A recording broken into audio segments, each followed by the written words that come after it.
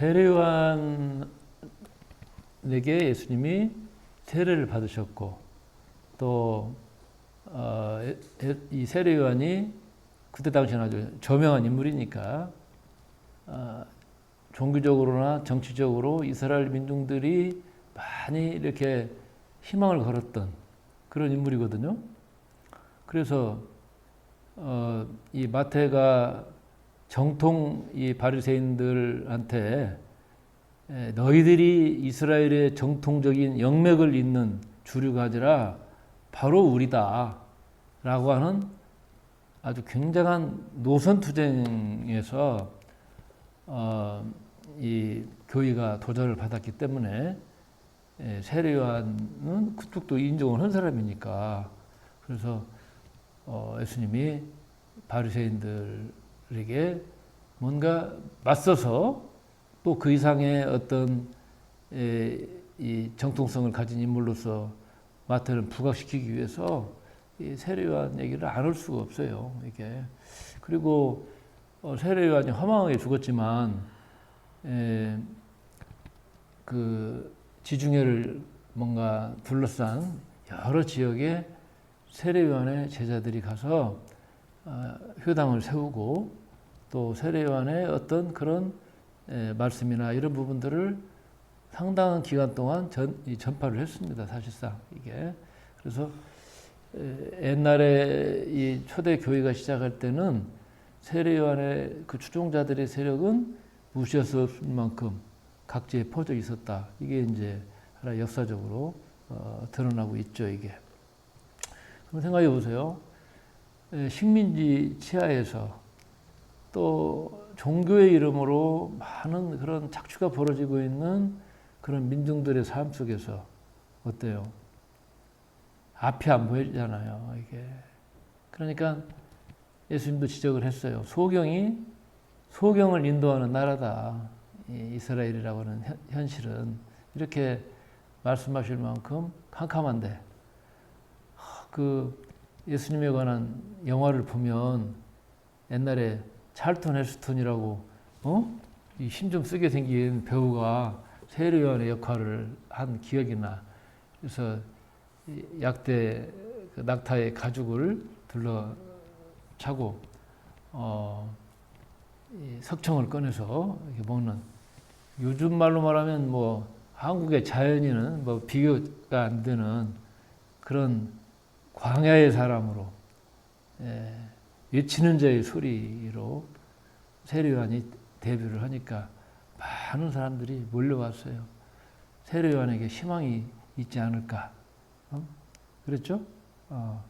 그런데 이 세례요한이 헤롯이라는 사람이 아주 불의한 결혼을 하니까 그걸 이제 비판을 했고 그것 때문에 그 입을 막으려고 이제 가두었고 그랬죠 이게. 정치적인 부담을 많이 안고 헤롯은 이제 세례요한을 가두었던 거예요 이게. 자 감옥에 들어가 보니까 이제 듣는 말로만 들어야 될 거 아니에요. 이게 면회 시간을 통해서. 그러니까 이제 세례요한이 의심이 이제 왔어. 응? 의심이 온 거야. 그 이유가 뭐였다고 생각하세요? 세례요한은 왜 예수님을 의심했을까?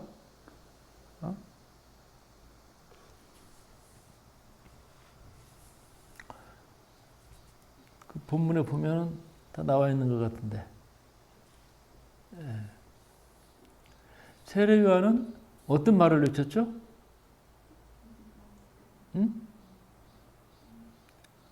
회개를 외쳤어요. 그리고 회개의 징표로 뭘 했어요? 세례를 주었잖아. 세례를. 그래서 강 속에 들어갔다가 나오면 물속에 인간이 들어간다는 것은 뭐예요? 죽음의 시간이에요. 그렇지. 숨을 쉬니까. 그런데 나오는 순간에 물속에 잠겨 있을 때의 그 물은 이미 흘러갔죠. 과거는 흘러갔고 이제 새 사람으로 새로운 삶으로 살아야 된다. 그래서 세례요한의 세례는 뭐예요? 회개의 세례야. 회개의 세례. 그런데 예수님은 찾아오는 모든 사람들에게 다 물속에 들어갔다 나오는 세례를 다 준 건 아니에요. 세례를 중요하게 강조를 했어요. 너희들이 가서 제자를 삼고 세례를 주라. 그러니까 세례는 아주 중요한 것이긴 하나 그 많은 대중들 애들 5천 명이 모였는데 너희 전부 다 물속에 들어갔다 나와. 뭐 이렇게 얘기하지 않았단 말이에요. 이게. 예수님은 넓게 열려진 구원의 복음을 전했고, 그렇죠? 구원의 복음을 전했어요. 회개보다는 하나님의 은혜를 얘기를 했고, 하나님을 아빠라고 얘기를 했고, 그러니까 이게 세례요한 입장에서는 내가 전하는 그런 방식의 내용을 예수님이 전하는 게 아니라, 하나님의 나라가 가까이 왔다고 하는 천국의 복음을 전하고 있는 거예요, 이게. 두 번째는 세례요한은 굉장히 금욕적이잖아.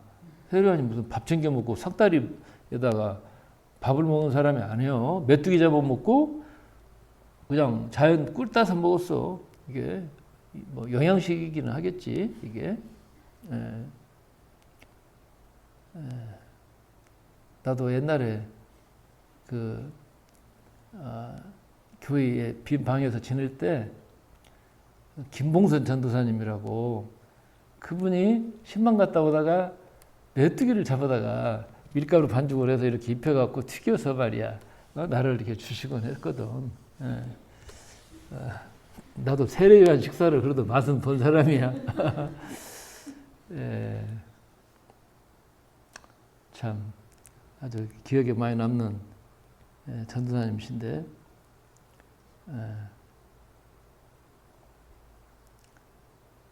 그러니까 예수님은 그냥 뭐 만나는 사람들을 상관이 없어. 세례요한은 찾아오는 사람만 만났지만 예수님은 찾아다니시잖아.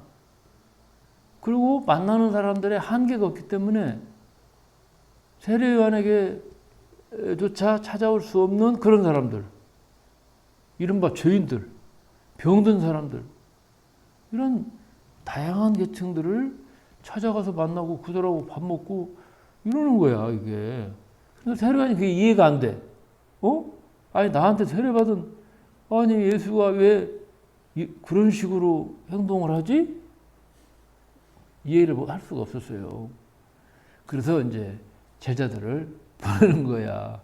가서 확인 좀 해봐. 앞으로 오실 그의 메시아가 당신입니까? 하고 제자들이 예수님한테 물었죠. 그러면 거기에 대한 예수님의 대답이 있잖아요. 당신이 기다리는 그분은 이미 왔어. 앞으로 올 메시아가 아니야. 나는 이미 와 있다, 여기에. 응? 그리고 나는 구약에서 예언자들이 얘기한 메시아가 오면 당연히 해야 될 그 일을 지금 하고 있어. 앞으로는 그 사람이 아니야. 이런 화법으로 얘기를 하고 있어요. 그러면서 가서 전해라. 너희들이 본 대로, 들은 대로 가서 전해. 내가 하는 일이 어떤 일인가를. 그렇게 얘기를 했어요. 너희가 듣고 보는 것을 요한에게 고하되 눈먼 자가 보며 앉은 병이 걷고 나 환자가 깨끗함을 받고 귀머거리 듣고 죽은 자가 살아나고 가난한 자에게 복음을 전하고 있는 지금 나의 이 현장을 가서 전해. 이렇게 얘기했어요. 그러면 가서 전했을 거 아니에요? 전했는데 세례요한이 그 말 듣고 어떻게 반응했다? 이거 없지, 성경에. 어지간한 저자라면 그 말을 전했는데 세례요한이 내 오해가 풀렸어. 멋지고 이런 말을 했을 법도 한데 내가 가만히 보니까 이게 없는 거야. 이게 없어. 이 부분에 대해서 제가 많이 생각을 했어요. 마태는 마태는 세례요한이 무슨 말을 했느냐 이게 중요한 게 아니라 이 마태복음을 읽는 독자들이 바로 세례요한에게 하신 예수님의 말씀 앞에서 어떤 이해와 자기 믿음의 결단을 하느냐가 중요한 거야. 이 얘기를 하시는 것 같아. 그렇죠?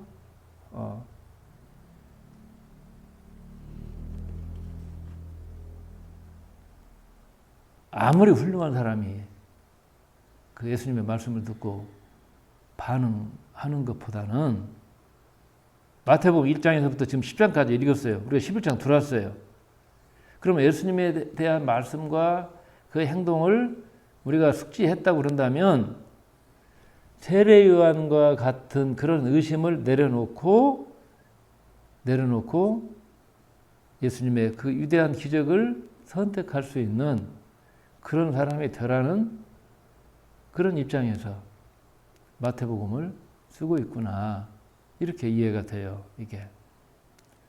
그래서 예수님을 선택하라고 하는, 즉 나처럼 예수님을 선택하라고 하는 그 촉구를 마태는 앞으로 마태복음을 읽을 독자들에게 촉구를 하고 있는 거예요. 지금 이게. 그러니까 남들이 예수님에 대해서 어떻게 생각하느냐가 중요한 게 아니라 내가 어떻게 생각하느냐가 중요하다는 것이지. 그렇죠? 자, 예를 들어 얘기해보면 어떤 분이 나를 찾아와가지고 자기가 데카그램을 읽었느라고 그러셔요.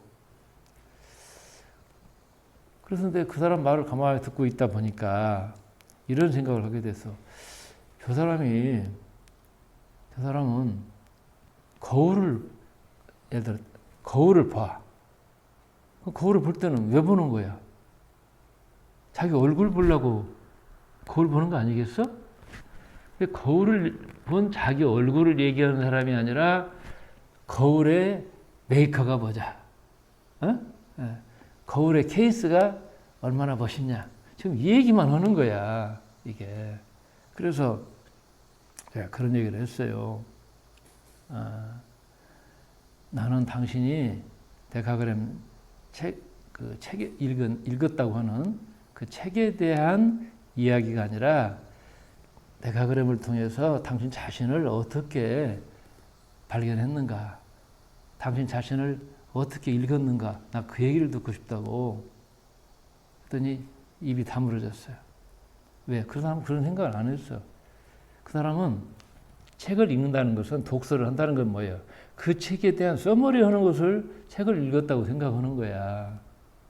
그렇게 읽는 그 사람은 참 뭐라 그럴까? 책을 통해서 얻어야 될 가장 중요한 이걸 놓친 거지, 이게. 그렇게 읽으면 그 사람의 독서의 힘이 길러지질 않아요. 그러잖아요. 그래서 나의 생각이 열려지고 내가 뭔가 이해력이 깊어지는 그런 독서를 해야 되는데 이게 먼 산 구경하듯이 살피듯이만 보고 있어. 그 책을 읽는 자기 자신에 대해서는 어떤 성찰도 보이지 않는, 그게 참 안타까운 거죠. 우리가 성서를 읽을 때도 마찬가지야. 많은 사람들이 마태복음을 읽겠죠. 저도 읽어왔고. 그런데 이번에 더 이렇게 깊이 와닿고 또 깊이 와닿는 것은 뭐냐면 내 입장이 뭐냐 이거야. 내 입장이. 그러니까 세례요한이 어떻게 반응했다는 얘기를 마태는 아예 하지도 않아요. 그가 어떻게 반응했으면 어쩔 건데. 그렇지? 그리고 이 마태는 마태복음을 읽는 개인뿐만 아니라 이스라엘 사회 전체가 예수님에 대해서 어떤 결단을 해야 되는가를 촉구하기 위해서 이 마태복음을 썼단 말이에요. 그래서 마태복음은 그 예수님을 선택할 수밖에 없다라고 하는 그 뭔가 그 독자와 이스라엘을 초대하는 초대하는 복음서구나 이렇게 제가 이해를 했어요. 그래서 이제 그 세례 요한에게 가서 이렇게 전하라 하는 말씀이 끝나고 이어서 뭐가 군중들을 향한 예수님의 설교가 이제 등장을 해요. 여기서 이건 예수님이 세례 요한에 대해서 어떤 평가를 하고 있는지 또 앞으로 전개될 복음의 세계하고 세례 요한이 이제 지탱해온 그 세계와의 나누기가 벌어지는 그런 설교 말씀 여기서 하고 있어. 자, 세 가지 질문이 있어요. 너희들이 세례 요한을 찾아서 광야로 나간 것은 무엇 때문에 나간 거지? 이렇게 묻고 있잖아요. 또 그것이 갈대냐? 곱곱 아주 부드러운 옷을 입은 사람을 만나러 간 건가? 그건 아니잖아. 그럼 군중들은 그렇게 생각했을 거예요. 그건 아니죠. 이렇게 생각했을 거야. 그렇지 않다면, 그게 아니라면 너희들은 무엇 때문에 광야로 나갔는가? 이렇게 묻고 있어. 여러분 그때 당대에 예수님 당대에 동전이 있었어. 이게 돈이 있었는데 헤롯의 상징이 갈대예요. 그 동전에 갈대가 있고 그다음에 멋진 비싼 옷을 입은 저 부드러운 천으로 만든 그 옷을 입은 헤롯의 이제 그 상이 그 동전에 새겨져 있었어요. 그러니까 어쩌면 이런 부분도 있을 수 있을 것 같아. 그러면 헤롯이라고 하는 그 사람하고 거기에 대척점에 누가 있어? 세례 요한 있잖아요. 세례 요한은 거친 옷을 입었고 옷도 아니지 그건 뭐 그냥 가죽 걸쳤으니까 무슨 뭐 속옷 챙겨 입고 그랬겠어. 그냥 알몸에 하나 걸치고 있었던 거지. 전혀 상반된 지금 이미지예요. 그래서 많은 그 예수님을 찾아왔던 군중들도 세례 요한을 찾아갔었던 것처럼 뭔가 희망을 찾아서 갔을 것 아니에요 이게. 응? 그래서 그 세례 요한이 이제 예수님은 뭐라고 표현을 하냐면 그 말라기 선지자가 예언했던 하나님의 심부름꾼이고 또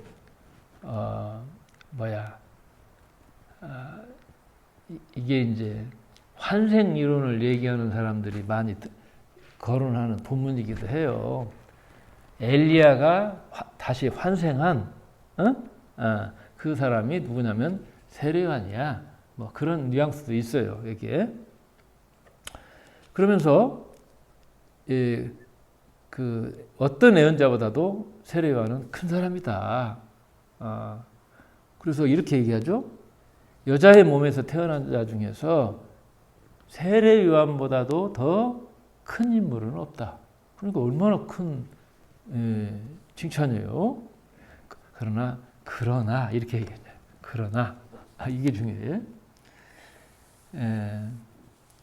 이게 무슨 얘기냐면 요한은 즉 요한까지의 시대는 뭐냐면 1에서 9까지의 시대예요. 완성을 향한. 그러니까 인간의 역사 속에서 창세기부터 시작해서 그 마태복음 이전까지 그 세상 중에서 가장 완성된 구단의 경지까지 간 사람이 세례 요한이다. 이렇게 예수님이 그 말씀하신 거죠. 그러나 그 다음에 내가 열어야 될 하나님의 나라를 향한 그 열림의 세상, 오픈, 열의 세상의 관점에서 보면 그 이전의 세대에서 아무리 큰 구단이라 하더라도 열의 세계에서는 아주 작은 사람 하나만 또 못 온 거야. 이렇게 얘기를 하는 거예요. 이게 참 아마 세례요한을 따르는 제자들의 입장에서 이 말 들으면 굉장히 좀 섭섭했을 것 같아요, 이게. 그래서 제가 그런 말을 드렸죠. 9라고 하는 수는 완성의 숫자라고 그랬지. 예. 창세기로부터 시작된 그 유구한 역사의 완성자는 세례요한이야. 그러나 세례요한은 태어난 세계에는 몰랐어. 거기에 들어간 사람은 아니야. 이게. 그 얘기죠, 지금. 그래서 세례요한의 역할은 뭐예요? 구시대의 종말을 마무리하는 그런 인물이라는 거예요. 이게. 시대가 바꿔졌어요. 그래서 이제 예수님은 뭐예요? 구에서 대가, 태안으로 나가는 그런 차원의 세상을 예수님은 제시한 분이야. 이렇게 보면 돼요. 하늘나라를 열로 보고 세례요한을 구로 보면 딱 이해가 아마 되리라고 생각을 합니다. 예. 그래서 여러 세상으로 열고 나간 사람들, 그리스도의 복음을 만나고 그렇게 이 소위 말해서 자기 아상을 깨고 하나님의 나라를 받아들인 사람들은 아무리 작은 사람이라 하더라도 세례요한보다 큰 사람이다. 이렇게 어떻게 보면 대담한 말씀을 예수님이 이때 군중들에게 설교를 하셨습니다. 그러니까 우리가 예수님을 만났어요. 예수님을 믿는다는 건 뭐예요? 나라고 하는 이 알껍질을 깨고 나가서 나 자신을 하나님을 향해서 하나님 나라를 향해서 개방한 사람이야. 그런 삶을 살겠다는 거예요. 그래서 나는 이 세상에 속한 사람이 아니라 하늘나라에 속한 사람으로 살아가는 거예요. 이게 신앙이에요. 그래서 제가 꼭 물어보잖아요. 이게 상담하는 사람에게 자기 자신한테 점수 주기. 2주 전에도 그런 일이 있었죠? 그럼 몇 점 줬지? 30점 줬구나. 30점. 응? 그래서 내가 이제 100점 줘서 130점. 뭐 원한다면 0 하나 더 주겠다 해서 1300. 이렇게. 100이라고 하는 정말 완고한 그 틀이 우리 뼛속까지 들어있어. 내가 날마다 하여튼 만나는 사람 한 사람이라도 더 그 틀 깨려고 이렇게 하는 거야. 그것이 깨지지 않으면 하나님을 아버지라고 불러? 다 사기야. 무의식이 뭔데? 인간은 무의식의 지배를 받아요. 거기까지 배어있는 그 기준과 틀을 넘어가야 돼, 이게. 그래, 그것이 거듭남이죠, 이게. 그래서 내가 나에 대한 점수를 30점, 50점, 엊그저께 온 아가씨는 78점인데, 앞으로 목표가 뭐냐 했더니 98점이래. 왜 100점이 아니고 왜 98이야? 그 이상은 못 갈 것 같아. 그분도 그게 깨지고 나니까 얼굴이 확 바꿔지던데. 아니 내가 나에 대한 점수를 1000도 주고 만도 주고 억도 주고 무한대도 줄 수 있어야 하나님을 아버지라고 부를 수 있지 않겠어요, 이게? 그래야 이 지구라고 하는 3차원의 시간과 공간을 깨고 나갈 수가 있어요. 근데 100에 걸려있는 사람들은 남의 평가와 기준에 휘둘리고 살게 돼 있어요, 이게. 자, 그래서 하나님을 아빠라고 부를 수 있는 존재가 인간이라는 거. 제2의 창세기가 지금 마태복음을 통해서 열렸는데, 그 세상 우리가 살아야 되잖아요. 그런데 우리 교회의 현실이나 이걸 보면 정말 말로 할 수가 없어요. 말로 할 수가 없어요. 응? 세상은 여전히 어둠의 요소가 또 있어. 그럼에도 불구하고 우리의 중심은 뭐예요? 한계 없는 의식으로 우리는 또 넓혀가야 돼, 우리의 지경을. 그래 예수님이 뭐라고 말씀하시느냐면 세례요한의 때부터 지금까지 하나님의 나라는, 내가 선포하는 하나님의 나라는 뭐에? 힘에 눌리고 있어요. 힘에 눌리고 있어요. 세례요한은 어떤 힘에 눌렸죠? 헤롯에게 눌려 있잖아. 지금 감옥에 있고 나중에 목이 떨어져요. 쟁반에 목이 얹어져 갖고 그냥 선물로 주잖아. 이게 힘 있는 자들이 그것을 강탈하고 있다. 이런 얘기거든요. 그리고 아까 말씀드린 대로 이 말씀을 그냥 적당히 해석해서 오해하는 분들이 많이 있어요. 금욕적인 생활하고 우상숭배 멀리하고 열정적으로 믿음 생활하고 그런 사람들은 하나님의 나라를 빼앗을 수 있다. 이런 식으로 나도 설교를 많이 들었어요. 그러나 이 말씀은 본문 그대로 이해하시면 돼요. 이게 예. 요한은 물론 하나님 나라를 전하는 사람으로서의 예수님 자신 그리고 예수님을 따르는 제자들은 헤롯과 같은 그런 폭력자들에 의해서 고통을 경험하게 될 것이다. 그들은 자신들의 힘이 무력이니까 무력으로 하나님의 나라를 빼앗으려고 할 것이다. 이 말씀을 지금 하시고 계시거든요. 그러면서 예수님의 입장에서 가만히 생각해 보세요. 헤롯의 폭력에 의해서 들판에서 메뚜기 잡아먹고 그 들에 무슨 꿀 따먹고 사는 사람인데 무슨 죄가 있다고 감옥에 가두고 죽이냐 이 말이에요. 이게 예수님 무슨 죄가 있어 죽었습니까? 사람의 목숨을 파리 목숨을 알아. 예. 그러니까 예수님도 세례요한을 보면서 나와 나를 따르는 제자들 역시 세례요한처럼 폭력에 노출되게 될 수밖에 없겠구나 하고 예견을 할 수 있지 않겠어요, 이게? 그러면서 예수님 말씀하시는 거예요. 장례식 놀이를 하는데 슬퍼하는 그런 어떤 곡소리도 낼 줄 모르고 결혼식 놀이를 하면서 노래하고 춤도 출 줄 모르는 그런 어린 애기들 같이 그런 꼴이 우리가 살고 있는 세상이야. 이것을 군중들에게 지금 말씀하고 있어요. 이게 내가 세례요한처럼 그렇게 금욕적으로 살면 미쳤다고 할 것이고 내가 또 많은 사람들과 같이 어울리면 먹고 마시기를 탐하는 자라고 이렇게 욕을 할 것이다.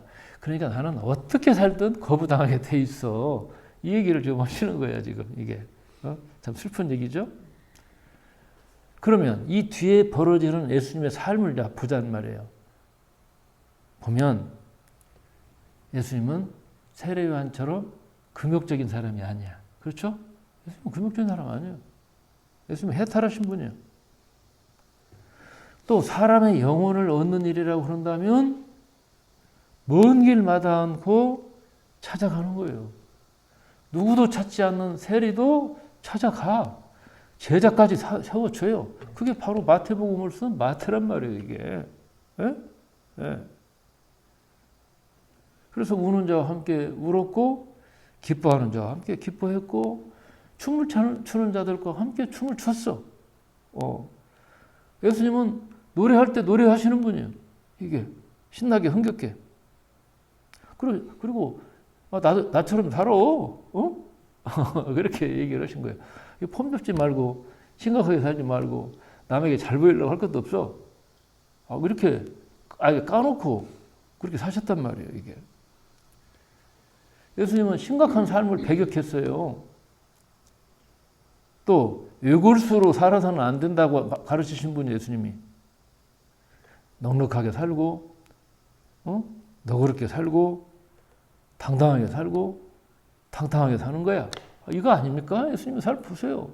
우리가 요한복음도 지나왔지만 요한복음에 나타난 예수님 보시면 그러잖아요, 이게.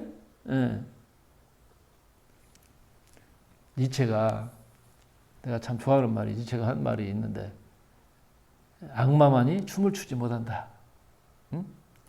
니체 당시에 그 교회 현실이 뭐예요? 막 청교도 같이 인간이 인간다운 생각을 하거나 숨을 쉴 수 없는 그런 문화 속에서 예수님이 그 말씀하셨던 그 자유로운 영혼, 자연스러운 삶, 이게 사라지고 살벌하게 저 자식이 무슨 잘못을 하는가 하고 막 살피는 옛날 바리새인들이 환생해가지고 예배당에서 품잡고 있는 그런 사람들에 대해서 니체는 이렇게 유쳤던 거예요. 이게 죽은 자들의 하나님은 죽은 거지. 그래서 하나님은 죽었다고 얘기했잖아요. 생각해 보세요. 아니 어떤 사람이 하나님 죽었다고 그러면 하나님이 딱 죽고 하나님이 살았다면 하나님이 살고 그렇습니까? 전혀 상관없는 얘기거든 이게. 그래서 자 하나님이 아빠 아버지죠. 그러면 어린 자식이 아버지한테 효도하는 것은 어떻게 살아야 돼? 응? 심각하게 폼 잡고 무에 잡고 사는 것이겠어? 재롱도 좀 떨어야 되겠지? 그렇지? 기쁘게 사는 겁니다. 기쁘게 사는 거예요. 유연한 생각을 하고 창조적인 사고를 하고 그리고 슬퍼하는 자가 있다면 같이 슬퍼할 줄 알고 또 신나게 잔치를 하는 자리에 가면 같이 춤도 추고 말이야. 즐거워하고 이래야 될 거 아니야 이게? 그렇죠? 그래서 자유의 맛을 누리면서 살으라는 거예요 이게. 그래서 이것을 이제 다 요약하면 이 11장을 요약을 하면 구의 세계에서 이제 우리가 여러 세계로 나가야 된다. 구의 세계가 이제 뭔가 물질의 세계라고 그런다면 태너 세계는 영어 세계예요. 그래서 여기 9가지 유형으로 나타나는 저 삼원세계 세상에서는 뭐예요? 저 세계 세상이죠. 저 세상은 모아놓으면 검어지는 거야. 그러나 우리가 저 빛의 세계, 영의 세계, 파동의 세계로 나가면 뭐가 되는 거야? 에? 그게 바로 여의 세계예요. 그래서 이쪽이 구라면 저쪽은 텐이야. 이쪽이 IM이 목표라고 한다면 저쪽은 I도 없어. 그냥 M이야. 존재 그 자체로서 존재하는 그런 세상이죠, 이게. 예. 그래서 마태복음 11장을 이 데카그램의 관점으로 내가 딱 보면서 또 수비학적 관점으로 딱 보니까 9에서 10로 나가자. 애니어 아홉에서 데카로 가자. 세계에서 빛깔로 가자. 이런 말씀이에요, 이게. 그래서 여러분들이 파도 소리를 듣건 바람 소리를 듣건 그것을 음악 삼아서 몸을 쓸 수도 있고 그렇죠? 또 깊은 사색과 또 깊은 영적인 자기 안으로 들어가는 그런 또 지혜의 길을 또 우리가 또 치열하게 또 가야지 이게. 그래서 산상수훈에서 예수님 말씀하셨잖아요. 하늘이 선한 자 악한 자 가리지 않고 햇빛과 비를 주듯이 그렇게 완전한 삶을 살아라. 그 비밀이 어디 있는가? 마태복음 11장에서 세례요한을 두고 하신 말씀을 통해서 잘 드러나고 있습니다. 우리 일어나서 찬송합시다.